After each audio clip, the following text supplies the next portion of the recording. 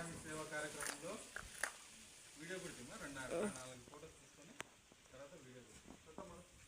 So మన దేశ ప్రధానమంత్రి గౌరవనీయులు శ్రీ నరేంద్ర మోడీ గారి జన్మదినాన్ని పురస్కరించుకొని నిన్నటి నుంచి దేశవ్యాప్తంగా ప్రారంభమైంది ఈ కార్యక్రమం. ఈ కార్యక్రమం భాగంగా 15 రోజుల పాటు ఈ సేవా కార్యక్రమాలు మనం అందరం చేసుకోవాలా. ప్రతి ఇంటి దగ్గర కూడా ఎవరింట్లో వాళ్ళు శుభ్రం ఎట్లా చేసుకుంటారో గ్రామాన్ని కూడా మనం అందరం కలిసి శుభ్రం చేసుకోవాలి. మన ఇంట్లో చెత్త తీసి రోడ్లో పడేస్తే మన పని అయిపోయింది అనుకోకూడదు. ఏమా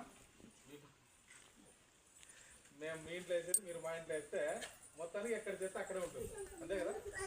అట్లా కాకుండా చెత్తనంతా కూడా మనము ఒక పద్ధతిలో గ్రామం బయటకు తరలించి ఎక్కడైనా దాన్ని మనం ప్లేస్ చేసుకోవాలి. కాబట్టి ప్రతి ఒక్కరు కూడా పరిశుభ్రంగా ఉంచుకోవడానికి మనం అందరం కలిసి ప్రయత్నం చేయాలి. ఎందుకంటే ఎక్కడ పరిశుభ్రత ఉంటుందో అక్కడ సంపద కానీ ఆరోగ్యం కానీ మానసిక వికాసం అంతా ఉంటాయి. ఇప్పుడు ఎవరిళ్ళన్నా గలీజ్గా ఉందనుకోమా, ఆ ఇంటికి ఎవరైనా బంధువులు రావాలంటే వస్తారా?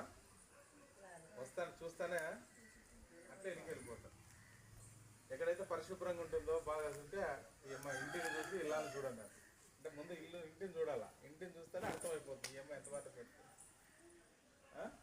అలాగా మన గ్రామం అంతా కూడా పరిశుభ్రంగా ఉంటే మన గ్రామము ఆరోగ్యంగా ఉంటుంది, సంపద కూడా ఉంటుంది. ఆనందపాలెంలో నిజమైన ఆనందం రావాలంటే పరిశుభ్రత కూడా మనం పాటించాలని కోరుకుంటున్నాను. కాబట్టి మనం ఇక్కడ నుంచి ఇట్లా ఒక రౌండ్ ర్యాలీ పోయి ఇట్లా రిటర్న్ వచ్చేద్దామా. అనండి అందరు చేయగలమా.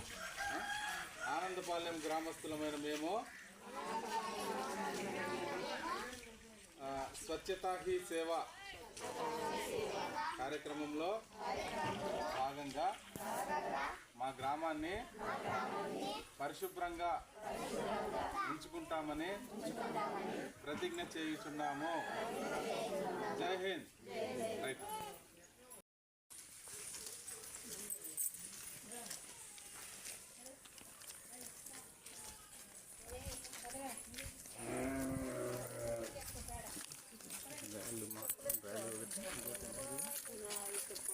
నడిచేతులు పొడిసేది చేస్తేనే ఎవరైతే చేస్తారో వాళ్ళే చేపించేది. చేయనండి ఏమనరు.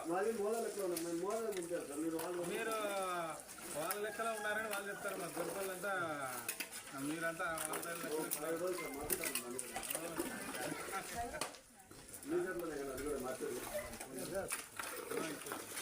మాదేముందన్నా మీ నాయకులు మీరు పెద్దోళ్ళంతా మీరు మాదేముంది చెప్పు. ఈ ఊర్లో 7 ఉండమంటే ఉంటాము, ఎత్తు అంటే ఎత్తుతాము. మాదేం లేదు, ఉద్యోగస్తులు ఏం జరగదు. మేము జనాలతో తెప్పించుకోవడానికి అందుకు తప్పితే మేము అందుగురించి చేయడానికి పనికిరాము.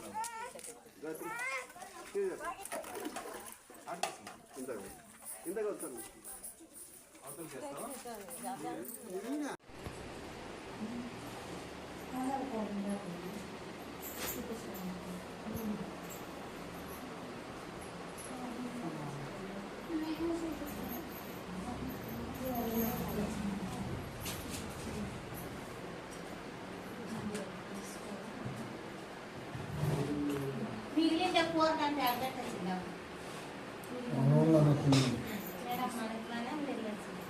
రూమ్లో తెప్పించాను.